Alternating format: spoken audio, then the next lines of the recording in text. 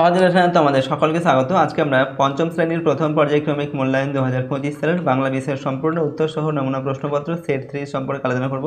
তো চলো এই ভিডিওতে আমরা ক্লাস 5 এর ফার্স্ট ইউনিট টেস্ট 2025 বেঙ্গলি সাবজেক্টের এই কোশ্চেন পেপারের উত্তরগুলো দেখে নিই।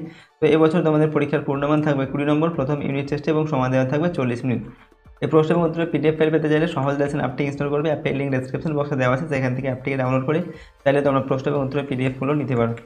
দেখো, 1 নম্বর থেকে বলা হচ্ছে বন্ধনীর মধ্যে থেকে সঠিক উত্তরটি বেছে নিয়ে লেখো। 1 × 7 = 7, অর্থাৎ 7টি প্রশ্নের উত্তর লিখতে হবে। প্রশ্নের মান 1 নম্বর করে। 1 নম্বর থেকে সুরবীর ছিলেন একজন সর্দার, বনজীবী, আদিবাসী রাজা। তো সুরবীর ছিলেন একজন আদিবাসী রাজা। 2 নম্বর, থুরথুরে শব্দটির অর্থ জড়সড়, জ্ঞানী না নড়বড়ে। তো থুরথুরে এর শব্দের অর্থ হচ্ছে নড়বড়ে। 3 নম্বর, গ্রামটার আদি নাম ছিল শালগাড়া, হাতিঘর, শালগেড়িয়া। তো গ্রামটার আদি নাম ছিল, উত্তর লিখবে শালগেড়িয়া।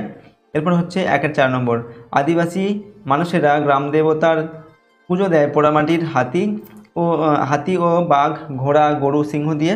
তো আদিবাসী মানুষেরা গ্রাম দেবতার পুজো দেয় পোড়ামাটির হাতি ও ঘোড়া দিয়ে। 5 নম্বর, হাবু থানায় গিয়েছিল ভোরবেলায়, দুপুরবেলা, রাতের বেলা না সকালবেলা। তো হাবু থানায় গিয়েছিল কখন, উত্তর লিখবে ভোরবেলা। 6 নম্বর থেকে সত্তর একটি বিশেষণ ক্রিয়া না অব্যয় পদ। সত্তর এটা হচ্ছে একটি বিশেষণ পদ। 7 নম্বর, সন্ধিবদ্ধ পদ হলো অর্ধেক, দল, রাত, দিন। এখানে 4টি অপশন দেওয়া আছে, এদের মধ্যে সন্ধিবদ্ধ পদ কোনটা, উত্তর হচ্ছে অর্ধেক। ঠিক আছে।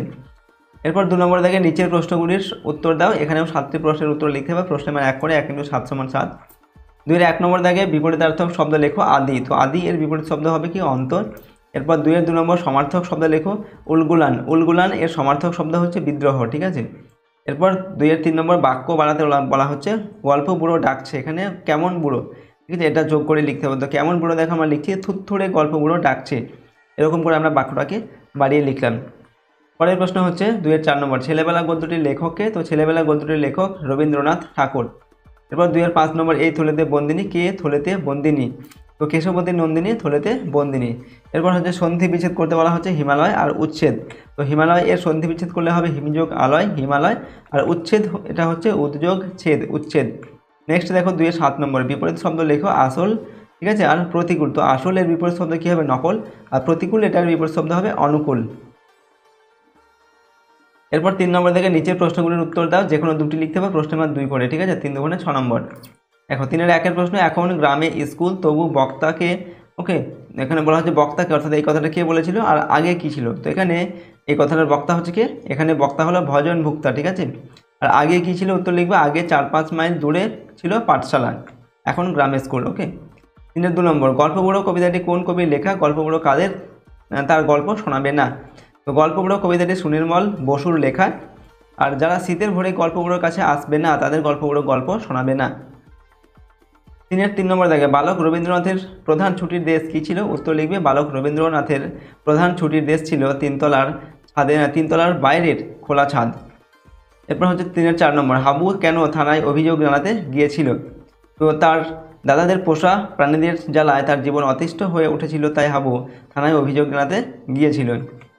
5 নম্বর, দুটি বুনো হাঁস কেন দলছুট হয়েছিল, উত্তর লিখবে দুটো বুনো হাঁসের মধ্যে একটির ডানা জখম হয়েছিল, তাই হাঁস দুটি দলছুট হয়েছিল।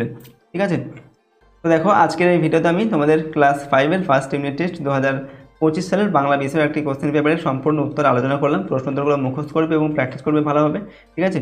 আর যদি আমাদের এই চ্যানেলে তোমরা নতুন হয়ে থাকে, অবশ্যই চ্যানেলটিকে সাবস্ক্রাইব করে রাখবে এবং পাশের বেল আইকনে প্রেস করার পর অল অপশানটিকে সিলেক্ট করবে। ভিডিওটি অবশ্যই লাইক করবে এবং ভিডিওটি বন্ধুবান্ধবের সঙ্গে শেয়ার করবে। আর প্রশ্নোত্তরের পিডিএফ ফাইল পেতে চাইলে সহজ লেসন অ্যাপটি ইনস্টল করবে। অ্যাপের লিঙ্ক ডেসক্রিপশন বক্সে দেওয়া আছে, সেখান থেকে তোমরা অ্যাপটিকে ডাউনলোড করে চাইলে প্রশ্নোত্তরের পিডিএফগুলো নিতে পারো। আজকে আমরা ভিডিওটিকে এখানেই শেষ করছি। সম্পূর্ণ ভিডিওটি দেখার জন্য অসংখ্য ধন্যবাদ।